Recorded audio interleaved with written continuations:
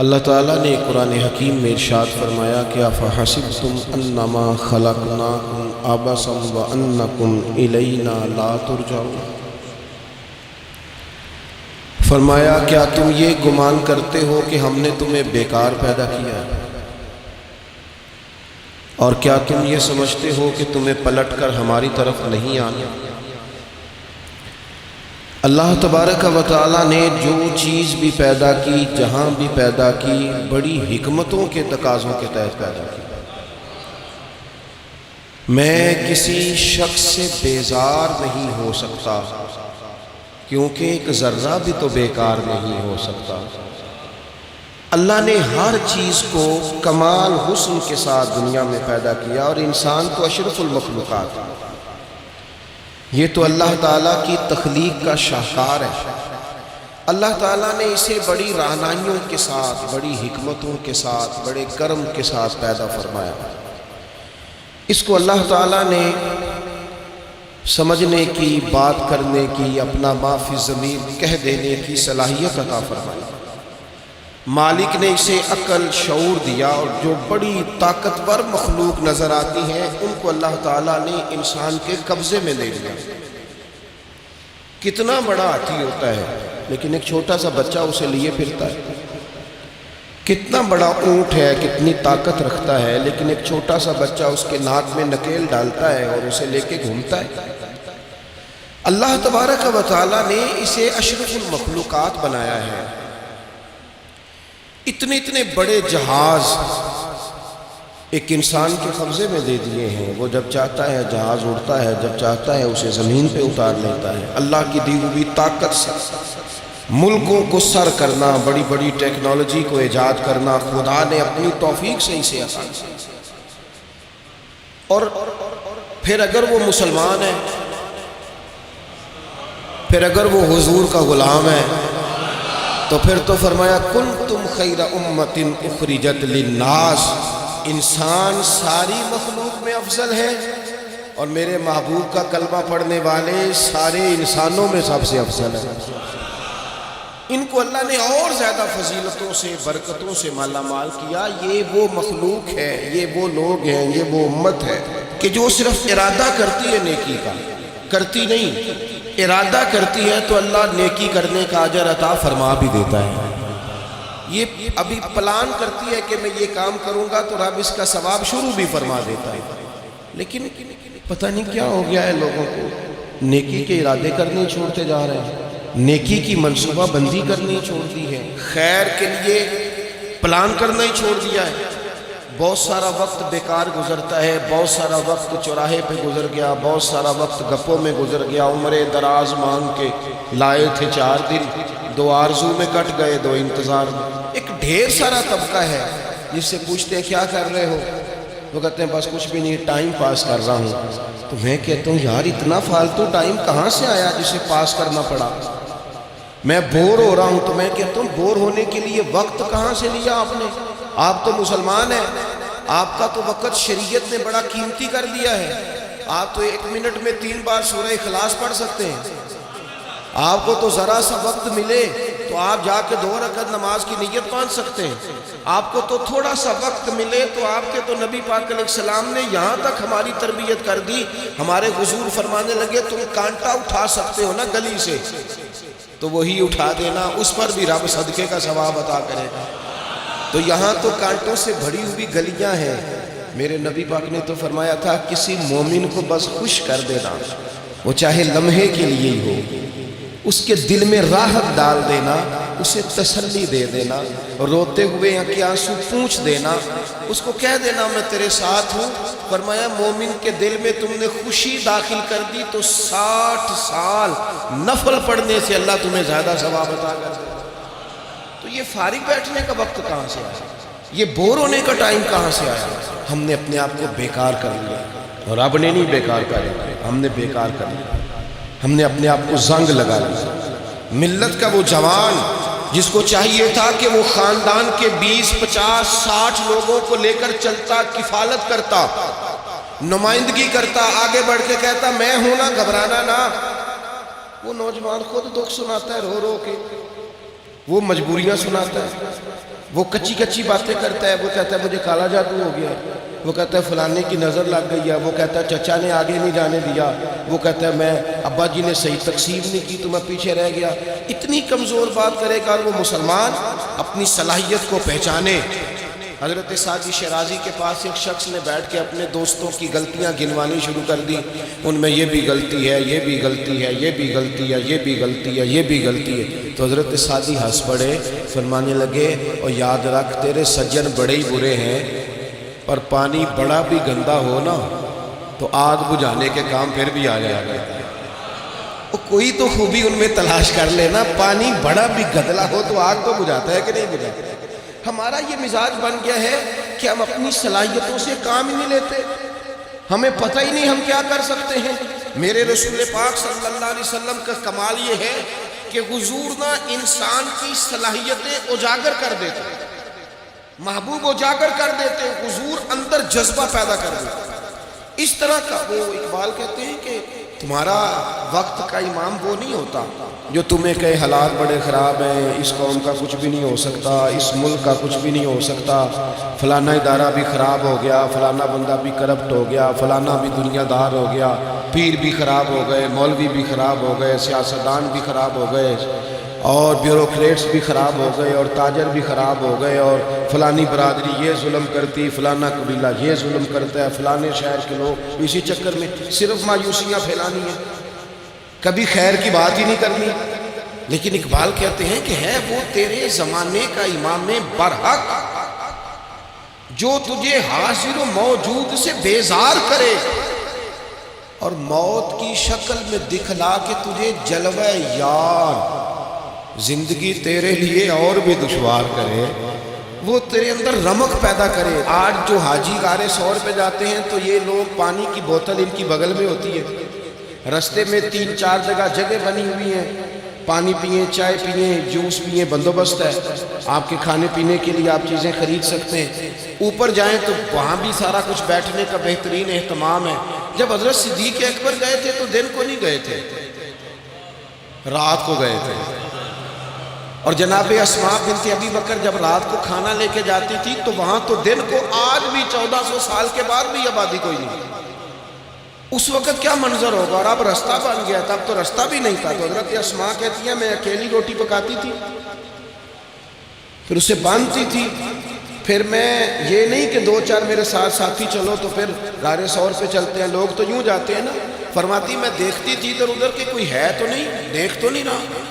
جب کوئی نہیں ہوتا تھا تو رات کو جاتی تھی اور غار پہ کھانا دے کے آتی تھی، اور حضرت صدیق اکبر نے حضور کو کندھوں پہ بٹھا کے کہا تھا حضور پتھر نکیلے ہیں، ان کی نوک تیز ہے، کہیں مقدس قدموں کو تکلیف نہ دیں، اگر مہربانی کریں تو میرے کندھوں پہ نہیں بیٹھ جاتے۔ حضور حضرت صدیق اکبر کے کندھوں پہ بیٹھ گئے۔ درویش کہنے لگے پباں پار قدم نہیں جے لاؤندا تے 100 پہاڑ تے چڑھیا جاندا، او پیا جاندا جے یار نبی دا، اے اصلی دلدار نبی دا، او پیا جاندا جے یار نبی دا، اے اصلی دلدار۔ اپنے اندر جذبہ پیدا کرے، ہم کچھ کر سکتے ہیں۔ غریب ساری زندگی دکھ ہی سنائے گا کہ میں غریب ہوں، اس نے محنت کب کرنی ہے، جد و جہد کب کرنی ہے، اس نے آگے کب پڑھنا ہے، وہ کب تک یہ کام کرے گا۔ اپنی زندگی کے اندر شعور پیدا کریں اور اپنی صلاحیت سے کوئی نفع لیں۔ آپ کیا کر سکتے ہیں زندگی میں؟ میں نے کہا کچھ نہیں کر سکتے، گلی سے روڑا تو اٹھا سکتے ہیں کہ نہیں؟ کچھ انقلاب اپنے مزاج میں پیدا کریں، کچھ تبدیلی پیدا کریں۔ اس کے لیے سب سے زیادہ ضروری یہ ہے کہ ہم اپنے اندر اخلاقی تبدیلی لانے میں کامیاب ہو جائیں۔ کائنات میں قوم وہ سمجھتی ہے جن کا اخلاق سنور جاتا ہے، اور جو لوگ اپنے اندر اخلاقی تبدیلی نہیں نہ لاتے، آپ دیکھیں نبی پاک علیہ السلام کا انقلاب کس طرح کا ہے۔ عرب کے لوگ سمجھتے تھے کہ معاف کرنا بزدلی ہے، صبر کرنا بزدلی ہے۔ وہ کہتے تھے یہ کیا بات ہوئی، ہمارا دشمن کیا سمجھے گا کہ بزدل ہے، انہوں نے معاف کر دیا۔ وہ کہتے تھے معاف کر دیں تو کمزور پڑ جائیں گے، سامنے والا کہے گا کہ ان کے پلے کچھ نہیں، معاف کر دیا۔ اور ہمارے زمانے میں آج معاف کمزور آدمی کرتا ہے، طاقتور آدمی معاف نہیں کرتا۔ وہ جس کے پاس طاقت نہیں ہوتی وہ کہتا ہے ٹھیک ہے میں نے اللہ پہ چھوڑ دیا، حالانکہ اس نے بھی اچھا کیا، پر کمال تو یہ ہے کہ تیرے پاس ساری طاقت ہو پھر بھی تو فیصلہ اللہ پہ چھوڑے۔ اور حضرت موسیٰ کلیم اللہ علیہ السلام نے عرض کیا تھا مالک تیرے بندوں میں تیری نظر میں معزز کون ہے؟ تو رب کریم نے فرمایا میرے کلیم جس کے پاس بدلہ لینے کی طاقت ہو پھر بھی معاف کر دے وہ رب کی نظر میں بڑی عزت والا ہے۔ عرب کے لوگ سمجھتے تھے یہ بزدلی ہے کہ میں معاف کر دوں، لیکن حضور نے ان کو اخلاقی طور پہ بدل دیا، اور نبی پاک نے فرمایا معاف کرنا بزدلی نہیں، یہ تو اعلیٰ ظرفی ہے۔ تو پھر کس طرح بھلا معافی ان کو ہوئی؟ فتح مکہ کے دن حضور نے اس طرح نہیں معاف کیا کہ پہلے ہمارے ہاں بھی لوگ معاف کرتے ہیں تو ہم پتہ کس طرح معاف کرتے ہیں، پہلے ساری اس کی زیادتیاں گنواتے ہیں۔ پتہ ہے نا تو نے اس وقت کیا کہا تھا، یاد ہے نا تو بڑی ڈینگے مارتا تھا، یاد ہے نا تو بڑی بڑھ کے مارتا تھا۔ عرب کے لوگ سارے سامنے کھڑے ہیں، پتہ کون کون ہے؟ اکرمہ بن ابو جہل آخری دن تک لڑے، ابو سفیان آخری دن تک لڑے، سارے لوگ سامنے کھڑے، کچھ بھاگ گئے ہیں جان بچا رہے ہیں۔ حضور نے کیا فرمایا؟ فرمایا پتہ تمہارے ساتھ آج سلوک کیا کرنا ہے؟ یا رسول اللہ بتائیے۔ نبی پاک نے فرمایا وہی کرنا ہے جو جناب یوسف نے بھائیوں کے ساتھ کیا، بات ہی کوئی نہیں کرنی، پچھلا قصہ چھیڑنا ہی نہیں، نہ کانٹے بچھانے کی بات کرنی ہے، نہ روڑے مارنے کی کرنی ہے، نہ بدر میں آنے کی کرنی ہے، نہ احد میں پتھر مار کے دانت شہید کرنے کی بات کرنی ہے، نہ خندق کی بات کرنی ہے، نہ خیبر کی کوئی بات۔ جاؤ نہ معاف کیا، بات ہی کوئی نہیں کرنی، معافی دے دی۔ ابو سفیان کہنے لگے حضور مجھے بھی معافی ہے۔ سونیا تیرے کرم پہ قربان جاؤں۔ میرے کریم فرمانے لگے تو قبیلے کا سردار ہے، مکہ شریف کے لوگ تجھے بڑا سمجھتے ہیں، دیکھ حضور معاف بھی کرتے ہیں اور عزت بھی دیتے ہیں۔ فرمایا جا میں نے تجھے معاف کیا، اور جو تیری حویلی میں آ کے پناہ لے لے گا میں اسے بھی معاف کر دوں گا، اسے بھی معافی مل جائے گی جو تیرے گھر آ جائے گا۔ اب تبدیلی آ گئی، وہ جو اندر کفر تھا وہ ٹوٹ گیا، انقلاب آ گیا۔ یہی ابو سفیان جو کل تک مخالفت میں لڑتے تھے پھر یہ حضور کے ساتھ جنگوں میں جاتے، اور اس طرح جاتے کہ حضور گھوڑے پہ بیٹھے اور جناب ابو سفیان نے گھوڑے کی لگام تھامی، ہر میدان میں گئے، ہر جگہ خدمت کی۔ اکرمہ بن ابو جہل کا پتر ہے، کوئی کسر نہیں چھوڑی اس نے، حد کر دی، ہر جگہ لڑا، ہر مقام پہ۔ لیکن فتح مکہ کے موقع پر یہ بھاگ گیا تھا، جان بچا کے چھپ گیا۔ اس کی بیوی آئی، آگے کہنے لگی سونیا میرے چھوٹے چھوٹے بچے ہیں، مجھے پتہ چلا ہے کہ میرے شوہر کے لیے آپ نے ڈیتھ وارنٹ جاری کر دیے ہیں کہ جہاں ملے مار دیا جائے۔ صحابہ نے یہ اعلان کیا ہے، وہ سخت مجرم ہے، اس کے لیے سخت آرڈر جاری کیا گیا ہے۔ تو کریم کیا فرمانے لگے؟ حضور فرمانے لگے تو کیا چاہتی ہے؟ میں کوئی آپ کو قصہ تو نہیں نہ سنا رہا، خدا را مہربانی کرے تھوڑا سا دل بڑا کرے، تھوڑا سا۔ وہ ساس کہتی ہے جی میں کیویں معاف کر دیا جی، تو انہوں پتہ نہیں پیر صاحب میرے اندر زخم کنے نے، مثلا کیا ہے، گولی مار دی ہے کسی نے کسی کو۔ بہو سے کہیں تو کہتی ہے جی میں معاف کر دوں، اس کو معاف کر دوں، آپ کو بتاؤں اس نے تکلیف کتنی دی۔ مہربانی کرو ایک دوسرے کو معاف کرو، اپنے دل میں گنجائش پیدا کرو۔ اس بندے کی بات ہو رہی ہے جو باپ سے لگا ہوا ہے مخالفت کرنے، ابے نے بھی ظلم کیے، اس نے بھی کیے۔ حضور اس کی بیوی سے کہتے ہیں کیا چاہتی ہے؟ کہنے لگی حضور معاف کر دیں اسے۔ تو نبی پاک صلی اللہ علیہ وسلم نے فرمایا ٹھیک ہے، یہاں تو معافی کا دروازہ تو سب سے زیادہ کھلا ہوا ہے، تو کہتی ہے تو چلو ٹھیک ہے معاف کیا، ہو گئی بات۔ اس نے جا کے جہاں چھپا ہوا تھا اسے کہا اکرمہ حضور نے تجھے معاف کر دیا۔ کہنے لگا کوئی کرنے والی بات کر، وہ معاف کرتے ہیں مجھے پتہ ہے، بڑا کرتے ہیں، پر جو میں نے کیا ہے وہ معافی والا نہیں۔ مجھے معافی ہو سکتی ہے، یہ کیسے ہو سکتا ہے، یہ کیسے ہو سکتا ہے، ہو ہی نہیں سکتا۔ اس کی بیوی پھر آئی، کہنے لگی حضور وہ مانتا نہیں، یہ تاریخ صرف میرے رسول کی ہے، یہ سیرت صرف میرے رسول کی، کہ جس کو معاف کیا جا رہا ہے اس کی سمجھ میں بات نہیں آ رہی کہ بھلا مجھے معاف کر دیا۔ حضور کہتے ہیں اچھا تو بتا وہ کیسے مانے گا؟ کہنے لگی حضور اگر کوئی نشانی دے دینا، عرب کے لوگ تلوار دے دیتے تھے، زرہ دے دیتے تھے، پگڑی دے دیتے تھے، چھڑی دے دیتے، یہ دلیل ہوتی تھی کہ فلاں نے نشانی دے دی۔ اگر کوئی مل جائے نا نشانی، محبوبہ اس طرح تو کوئی نہیں کرتا جیسے آپ کرتے ہیں۔ کریم نے اپنے سر سے پگڑی اتاری اور فرمایا میری پگڑی بطور علامت کے نشانی کے لے جا، اسے کہہ دے میں نے معاف کیا۔ اب اکرمہ کو معافی ہو گئی، وہ آ رہے ہیں، یوں اخلاق بدلتے وہ آ رہے ہیں۔ یہاں کوئی بڑا آدمی آئے نا تو پہلے اعلان ہوتا ہے فلاں بن فلاں صاحب آ رہے ہیں، اب ان کو دعوت دیتے ہیں، لیکن وہ اعلان چھوٹا کرتا ہے بڑے کے۔ یہاں انوکھا باب ہے۔ اکرمہ کلمہ پڑھنے آ رہے ہیں، نبی پاک صحابہ سے کیا فرما رہے ہیں؟ فرمایا وہ کلمہ پڑھنے آ رہا ہے، اطاعت قبول کر کے آ رہا ہے، سر تسلیم خم کر کے آ رہا ہے، اس کے سامنے اس کے باپ کے کسی ظلم کا اظہار نہ کرنا۔ اس کے باپ نے بڑے ظلم کیے ہیں، زیادتیاں کی ہیں، ہم تذکرہ یہاں ہوتا ہے، لیکن اس کے سامنے نہ کرنا، اس کا تو ابا ہے نا، اس کا تو باپ ہے نا، کوئی بات نہ کرنا، اسے تکلیف ہوگی۔ کس کے لیے؟ صحابہ رو رہے ہیں، حضور یہ کس کے لیے تیاری کرا رہے ہو؟ وہ آ گئے، قدموں سے لگ گئے، کلمہ پڑھ لیا، کھول کے روئے، حضور میرے لیے بھی معافی ہے؟ تو کریم نے فرمایا ہاں، میں رحمت والے رب کا رحمت والا رسول ہوں، ہے نا معافی۔ اکرمہ مسلمان ہو گئے، پھر تلوار کو صاف کر کے کہنے لگے سونیا پہلے یہ اسلام کی مخالفت میں لڑتی تھی، اب حمایت میں لڑے گی، مجھے بتائیں۔ ایک ایک گلی اکرمہ گئے اسلام کی حمایت میں تلوار لے کے، ایک ایک گلی۔ اور آپ پچھلے جہاد میں بھی گئے تھے، اس جہاد میں نہ جائیں تو کہنے لگے کفارہ نہیں ادا کرنا، پچھلے داغ نہیں صاف کرنے، میں جاؤں گا، گلی گلی جاؤں گا، نگر نگر جاؤں گا، جھنڈا لے کے جاؤں گا، میں بتاؤں گا کہ جب کوئی مدینے والے کے پاس آئے تو رب دل بدل دیا کرتا ہے۔ انقلاب آتے ہیں، عادتیں بدلتی ہیں، طبیعتوں میں تغیر آتا ہے، کون کہتا ہے نہیں آتا؟ میں جاؤں گا۔ ہمس میں حضرت عمر کے زمانے تک اکرمہ لڑے، سالوں میدان میں رہے اسلام کی حمایت میں، اور پھر ہمس کے میدان میں حضرت عمر کے دور میں لڑتے ہوئے شہادت کی موت اللہ نے انہیں عطا فرمائی۔ یہ آپ دیکھیں حضرت خالد بن ولید کون ہے؟ کہنے لگے حضور میں تو بڑی شدت سے اسلام کے خلاف لڑتا تھا، میری غلطیاں بھی معاف ہو جائیں گی؟ تو حضور فرمانے لگے اسلام پچھلے سارے معاف کرا دیا کرتا ہے، نئی زندگی کا آغاز ہو جاتا ہے، نئی زندگی کا آغاز ہوتا ہے۔ حضور نے فرمایا جو رمضان میں عبادت کر لے نا،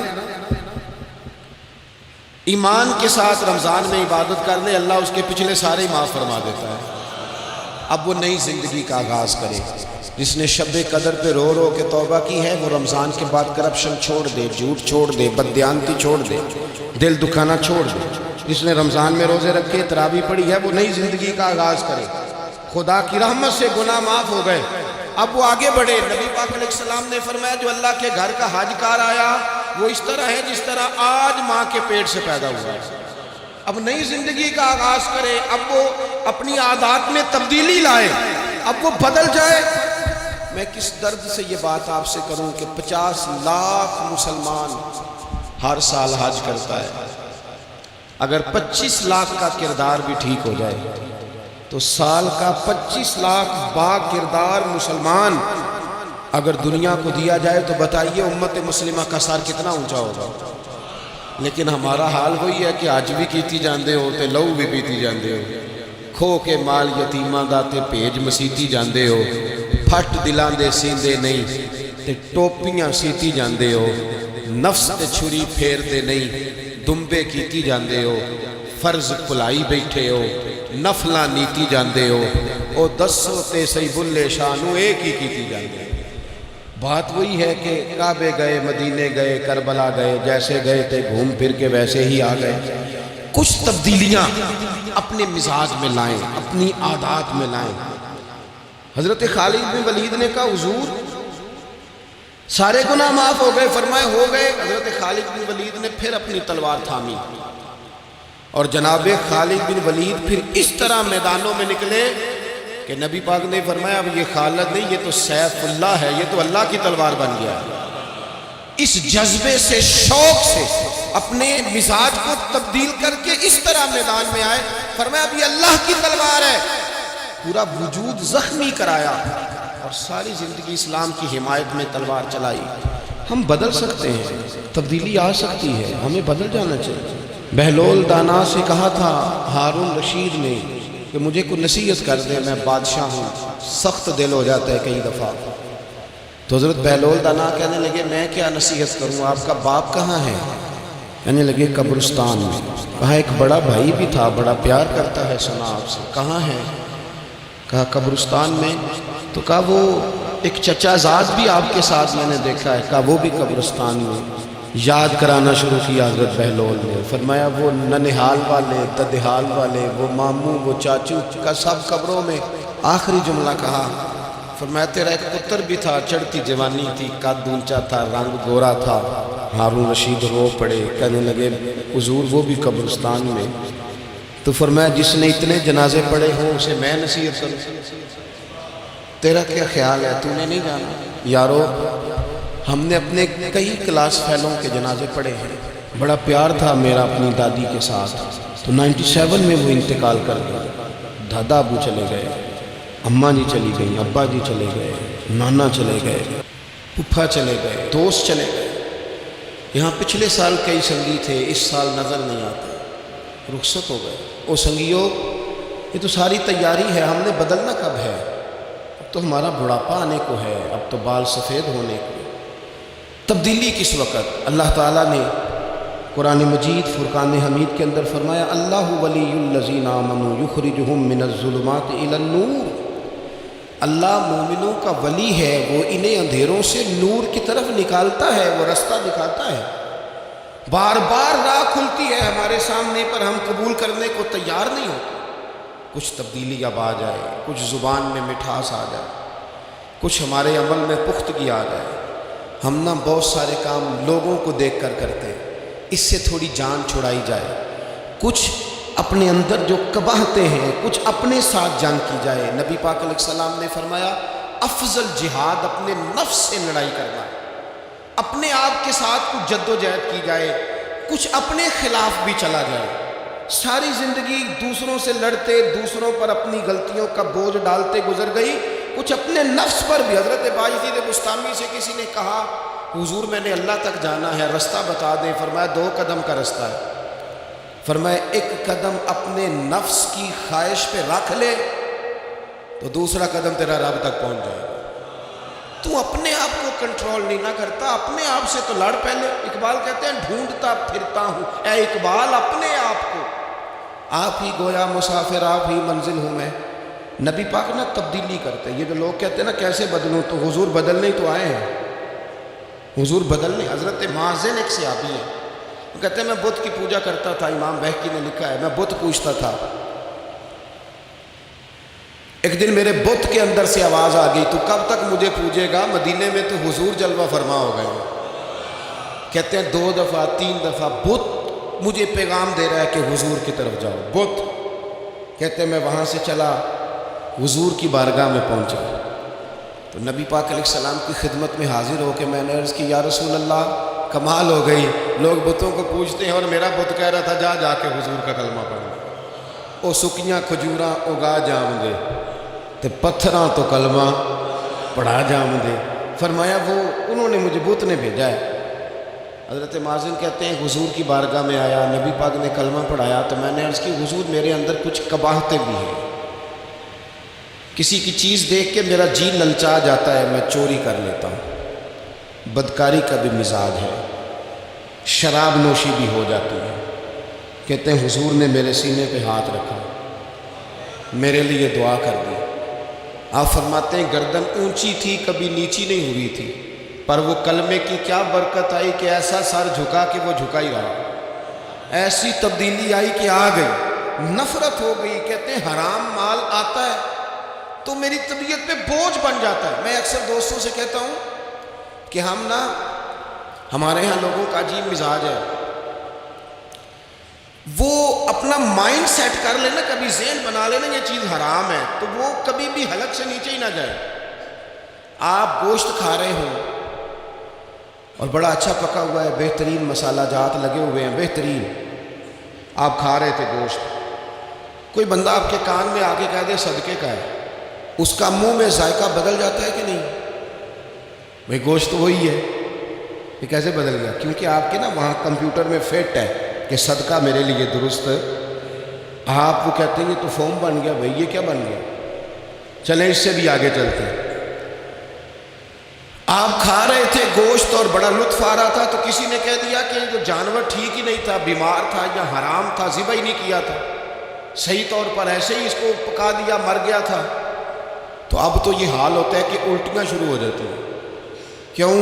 اس لیے کہ نفیس طبیعت پر نہ صدقے کا گوشت فٹ ہوتا ہے نہ حرام فٹ ہوتا ہے، کیونکہ طبیعت نفیس ہے نا۔ بس اس بات کو سمجھ لیں، جس طرح حرام بکرا طبیعت پہ فٹ نہیں نہ ہوتا، اس طرح کروڑ حرام بھی طبیعت پہ فٹ نہیں ہونا چاہیے۔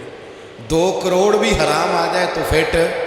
جس دن 2 کروڑ پر بھی الٹی آنے لگ گئی نا، جس دن حرام جگہ پر قبضہ کرتے بھی کہہ آنے لگ گئی، ذائقہ بدلنے لگ گیا، کمپیوٹر میں فٹ ہو گیا کہ یہ میرے لیے ٹھیک نہیں۔ لیکن میں اکثر کہتا ہوں لوگوں سے، میں کہتا ہوں ہمارے ہاں بندہ دیکھ کے فتویٰ ہوتا ہے۔ یہاں کوئی غریب عیسائی ہو نا، ماڑا بیچارہ گلی میں جھاڑو دے کے روٹی کماتا ہے، تو لوگ مسئلہ پوچھتے ہیں، کہتے ہیں مولوی صاحب سائلہ روٹی کھانی جائز ہے؟ تو میں پھر ان لوگوں سے آگے سے پوچھ لیتا ہوں، میں کہتا ہوں یہ بتاؤ امریکہ کا صدر بھی عیسائی ہے، اس کے ساتھ جائز ہے؟ اتنے وزیر مشیر وزراء اعظم ملکوں کے جا کے کھاتے ہیں، کبھی آپ نے مسئلہ پوچھتے دیکھیں؟ وہاں تو جو مولوی مشیر بنے ہوئے وہ بھی بیٹھے ہوتے ہیں بیچ میں، وہ بھی بیٹھے ہوتے ہیں، اب بھی ان سے پوچھو۔ لیکن ہمارا مزاج یہ بن گیا ہے کہ غریب کے حق میں مسئلہ اور ہے اور امیر کا معاملہ ہے تو معاملہ اور اس سے نکلے۔ یعنی اگر 5 روپے کسی کے گر جائیں تو وہ واپس کرنے بھی ضروری ہے، اور 5 کروڑ گر جائیں تو وہ بھی۔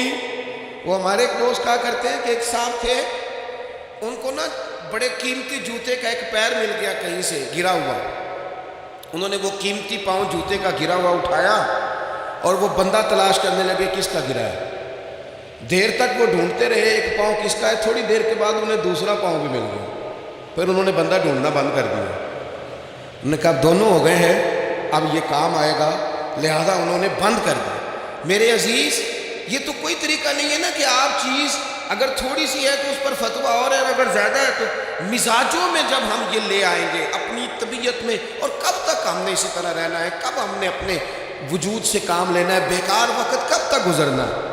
کتنے رمضان آئے گزر گئے، کتنے عمرے آئے گزر گئے، کتنی ہم نے دیکھا کہ بس بیمار ہو گئے، ٹھیک ہو جائیں گے تو پھر اس کے بعد ہم نے کوئی نماز نہیں چھوڑنی، لیکن ٹھیک ہوئے تو بھول گئے، نئی سے نئی بات شروع ہو گئی۔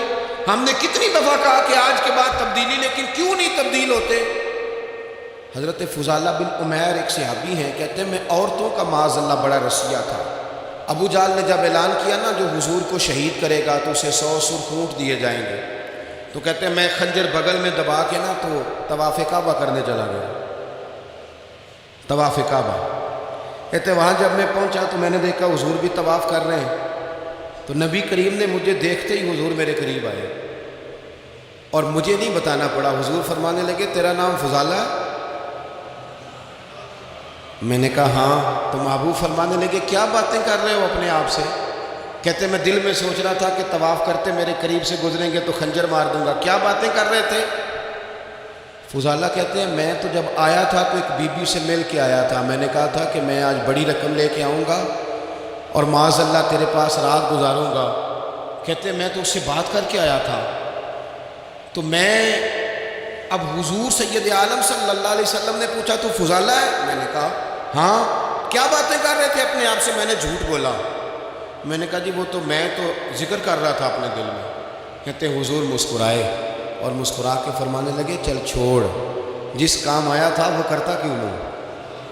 میں جو تیرے سامنے کھڑا ہوں تو کرنا، خیال آیا مسلمان نیک و بد پہچان جاتے ہیں اور آقا آدمی کے دل کی باتیں جان جاتے ہیں، کرنا وہ کام۔ تو فضالہ کہتے ہیں کہ میں کانپ گیا، میرے ہاتھ سے وہ خنجر گر گیا، حضور نے میرے سینے پہ ہاتھ پھیرا، اس طرح پھیرا کہ زندگی میں اتنا سکون کبھی نہیں ملا، اتنی ٹھنڈک کبھی نہیں ملی، اتنا قرار کبھی نہیں آیا، اس قدر زیادہ آزمائش کبھی نہیں آئی۔ میں قرار محسوس کرنے لگا۔ کہتے ہیں حضور فرمانے لگے کیا وہ وقت نہیں آیا کہ تو کلمہ پڑھ جائے؟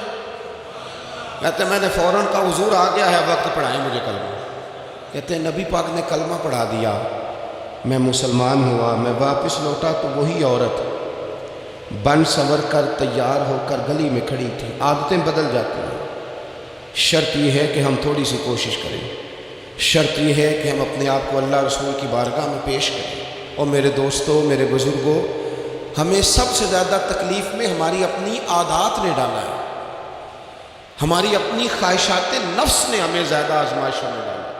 کہتے ہیں وہ عورت بن سنور کے کھڑی تھی، جب میں واپس لوٹا تو پہلے میں اس کے پیچھے بھاگتا تھا، اب میں اس کے قریب سے گزر گیا تو اس نے آواز دی، تو فضالہ نہیں؟ کہتے ہیں میں چپ کر گیا۔ وہ پھر پیچھے دوڑی، میرا گریبان پکڑ کے کندھا پکڑ کے ہلایا، تو فضالہ نہیں؟ کہتے ہیں میری جھکی ہوئی گردن، میں سر نہیں اٹھاتا۔ مجھے کہنے لگی تو وہ نہیں ہے فضالہ ہے؟ میں نے کہا ہوں میں فضالہ، پر وہ والا نہیں جو تجھے ملا کرتا تھا۔ کہا تو اب کون ہے؟ کہنے لگے میرا ٹائٹل بدل گیا ہے، میرا تعارف بدل گیا ہے، اب میں رسول کائنات کا غلام ہو گیا ہوں۔ ہم لوگ مجھے مسلمان کہتے ہیں، اب میری نگاہوں میں جچتا نہیں کوئی، جیسے میرے محبوب ہیں ایسا نہیں کوئی۔ کہتے ہیں بدل گئی عادت، میں وہی ہوں پر میرا لہجہ، میرا مزاج ہی بدل گیا۔ حضرت جریر ابن عبداللہ کہتے ہیں میں کاروبار کرتا تھا اور مجھے بڑا سلیقہ آتا تھا کاروبار، میں سستی ترین چیز خریدنے کا ملکہ رکھتا تھا، لیکن فرماتے ہیں کہ جب میں حضور کا کلمہ پڑھنے گیا تو نبی پاک نے مجھے فرمایا میرا دین کسی کا بھلا کرنے کا نام ہے، الدین النصیحہ، خیر خی کرنا۔ فرماتے ہیں پھر میں نے نصیحت کو پلے باندھا، ایک آدمی سے گھوڑا خریدا 300 دینار کا، گھوڑے کو پکڑ کے میں نے جب تھوڑا آگے چلایا تو وہ تو بڑا نرم مزاج تھا، اسی پنجابی چاکیدہ ساؤ ہے بڑا، تو میں نے کہا یہ تو گھر میں بھی رکھا جا سکتا ہے، یہ تو 400 کا ہے۔ پھر میں نے اس پر سواری کی تو وہ سواری کے لیے بڑا اچھا تھا، میں نے کہا یار تیرا جانور 600 کا ہے۔ کرتے کرتے جب میں نے اسے 1000 دینار تھمایا، 400 میں سودا ہو گیا تھا، اس نے دے دیا تھا گھوڑا یا اونٹ۔ کہتے ہیں وہ شخص میری طرف دیکھ کے حیران ہو کے کہنے لگا جریر تو پہلے بھی آتا ہے، یہ تجھے کیا ہوا؟ تو حضرت جریر کہتے ہیں میں نے اسے کہا پہلے جریر آتا تھا، اب وہ والا جریر ہے جس نے مدینے والے کا کلمہ پڑھا ہے۔ کنتم خیر امت، ان کا ٹائٹل ہے میرے پاس۔ کیا اسلام صرف نعرے لگانے کا نام ہے؟ کیا اسلام صرف دوسروں کو یہ کہنے کا نام ہے کہ تو نے مجھے کس طرح کہہ دیا کہ میں عاشق رسول نہیں؟ تو زیادہ ہے، تیرے پر زیادہ دین ہے، صرف ڈٹ جانا اور زیادہ باتیں کرنے کا نام دین ہے؟ اپنے اندر ایک ایک کر کے غلطیوں کو چھوڑیں، آج کچھ عہد کریں کہ ہم نے فلاں فلاں گناہ سے جان چھڑانی، اپنے اندر کچھ تبدیلیاں لائیں، اور کسی کو بتانے کی ضرورت نہیں، ہمارا اور ہمارے رب کا معاملہ۔ اکیلے میں بیٹھ کے اللہ کے حضور عہد کریں، اکیلے میں بیٹھ کے۔ آج میں نے آپ سے خدمت میں ایک اپیل کرنی ہے، وہ یہ ہے کہ ہم نے نہ آج عہد کرنا ہے کہ ہم نے جھوٹ نہیں بولنا۔ ایک دفعہ ہم نے بچے سے کہا تھا، مجبور تھے، شاید بڑے مجبور ہوں گے ہم، کسی صاحب نے نا بڑی مجبوری میں ایک دن اپنے بچے سے کہہ دیا، وہ باہر آیا تھا بندہ پیسے لینے، اس کا قرض دینا تھا، تنگ دستی تھی، مجبوری تھی، تو اس نے کہا بیٹا ادھر آ، اسے جا کے کہا ابو گھر نہیں۔ آپ نے ایک دفعہ کہا، پھر آپ ساری زندگی روئیں گے کہ پتر میرے ساتھ تو سچ بولا کرنا، لیکن وہ نہیں بولے گا۔ یہ جھوٹ اتنی بڑی مصیبت ہے۔ عورت اپنے شوہر سے کہتی ہے پیسے تھوڑے دے دیا کر، جوڑے ایک میں گزارا کر لوں گی، میرے ساتھ سچ تو بول، وہ سچ تو بول، تو اگر لاہور جاتا ہے تو مجھے لاہور کا ہی بتا کے جا، میرا رشتہ پیسوں سے نہیں اعتماد سے جڑا۔ ماں کہتی ہے ماں بیٹے سے، پتر سچی بات تھوڑی کر لیا کر، سچی کیا کر، سچ ختم ہو گیا۔ اب لوگوں نے جھوٹ کا نام بدل دیا ہے، کہتے ہیں میں نے بہانہ کر دیا تھا، او بھئی آپ نے جھوٹ بولا تھا، صاف صاف کہیں، نام بدل دیا۔ جھوٹ کھا گیا میرے ملک کو، جھوٹ کھا گیا اس ملت کو، جھوٹ نے اس امت کو قریب سے آ کے تھام لیا۔ بڑی آزمائش میں ہے ہم، مطلب ہر شخص ہی الا ماشاءاللہ، ہر شخص ہی۔ آپ کسی شخص سے کوئی معاہدہ کرتے ہیں، کوئی چیز بنانے کی بات کرتے ہیں، خریدنے کی بات کرتے ہیں، وہ جو کہتا ہے اس پر پورا کیوں نہیں اترتا؟ وہ غلط بات کیوں کرتا ہے؟ میرے نبی پاک علیہ السلام سے پوچھا گیا مومن بزدل ہوتا ہے؟ حضور نے فرمایا ہو جاتا ہے کبھی، یہ غلطی آ جاتی ہے۔ حضور مومن کنجوس ہوتا ہے؟ فرمایا کبھی ہو جاتا ہے۔ یا رسول اللہ مومن جھوٹا بھی ہوتا ہے؟ تو میرے رسول فرمانے لگے نہیں، میرا کلمہ پڑھنے والا ساری غلطیاں کر سکتا ہے، میرا مومن جھوٹ نہیں بولا کرتا۔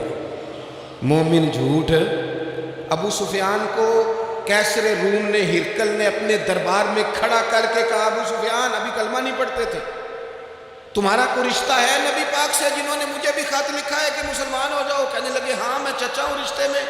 کہا وہ کیسے ہیں پیغمبر؟ تو ابو سفیان کہتے ہیں چونکہ میں مخالف تھا، میں نے وہ ساری باتیں کی جو ہم ان کے خلاف کرتے تھے، اس نے آخری بات پوچھی.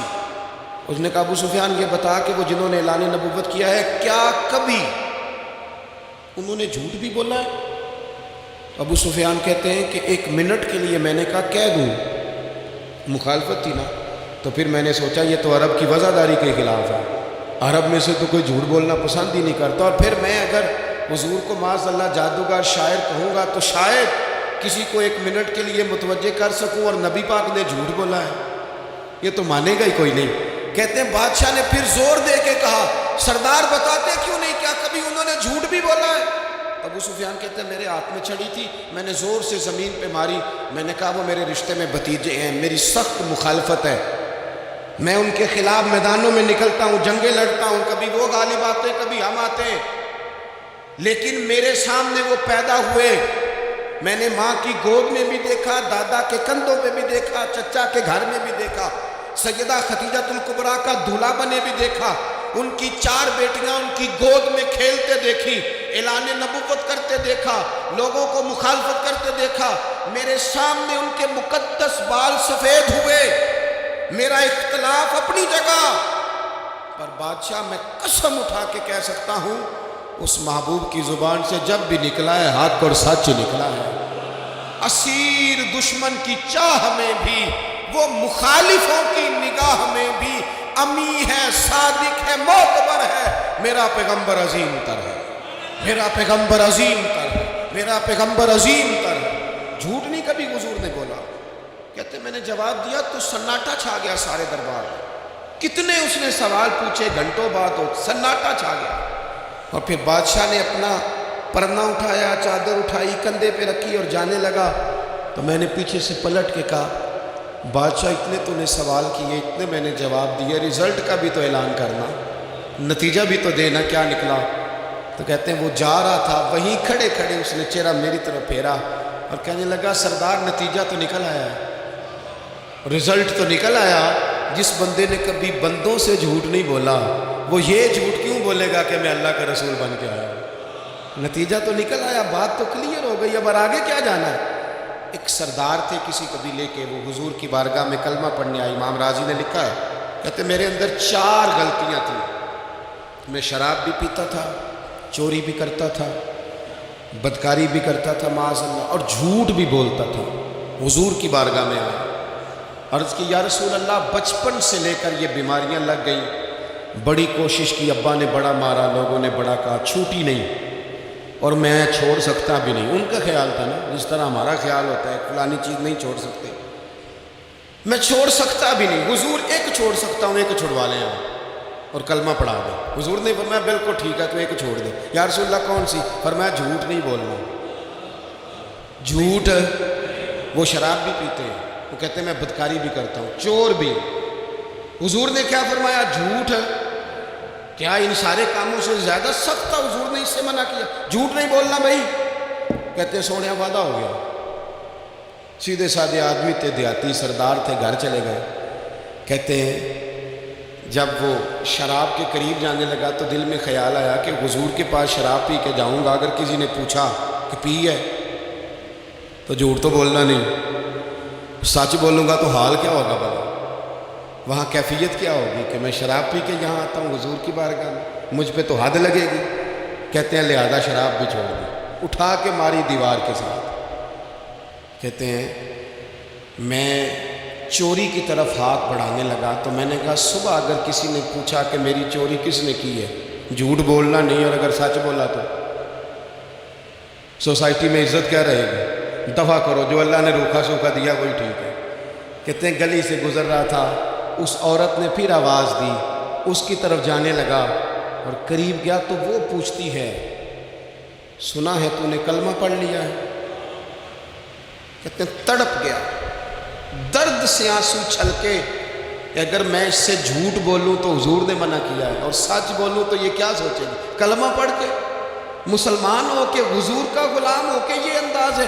کہتے ہیں وہاں سے بھی آ گیا، آ کے نہ پیچھے ہو کے بیٹھ گیا. پیچھے حضور تقریر کر رہے تھے، پیچھے ہو کے بیٹھ گیا. غور سے حضور کا چہرہ دیکھ رہا ہوں، غور سے دیکھتا جا رہا ہوں. دنیا کہیں اور دیکھ رہی ہے اور میں حضور کا چہرہ دیکھ رہا ہوں. سر سے لے کر پاؤں تک تنویر ہی تنویر ہے. جیسے منہ سے بولتی قرآن کی تفسیر ہے، سوچتی تو ہوگی دنیا مصطفیٰ کو دیکھ کر بھلا وہ مصور کیسا ہوگا جس کی یہ تصویر ہے۔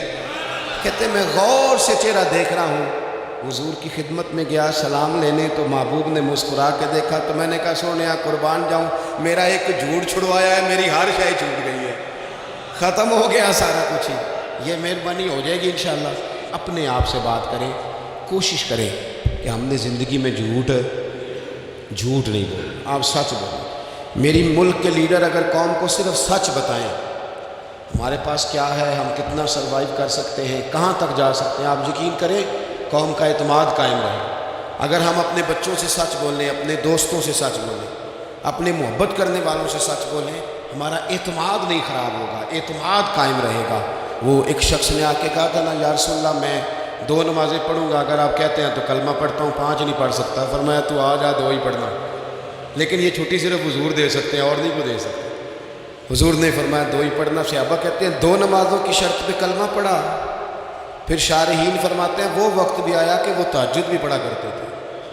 آپ شروع تو کریں نا کسی کام کو، اپنے اندر چھوٹی چھوٹی تبدیلی پیدا کریں، اور بڑوں سے لے کر مجھے ادب سے عرض کرتا ہوں، بعض نوجوان بھی شکایت کرتے ہیں، کہتے ہیں بزرگوں کو کہہ دیں کہ جلد باز نہ بنیں، جلدی غصے میں آ جاتے ہیں۔ میں بزرگوں سے بھی عرض کروں گا کہ تھوڑی نرمی، تھوڑی شفقت، مطلب زیادہ ڈانٹ ڈپٹ کرنے سے بھی تو چیزیں خراب ہی ہوتی ہیں، تھوڑا سا ضرب بڑھ۔ نوجوانوں سے کہوں گا کہ آپ جوان ہیں تو حوصلہ بھی تو جوان ہے، تو زندگی میں حوصلہ، تحمل، بردباری لائیں، اپنی عادات کو تھوڑا تھوڑا کر کے تبدیل کریں۔ اللہ تعالی ہمیں سمجھ عطا فرمائے۔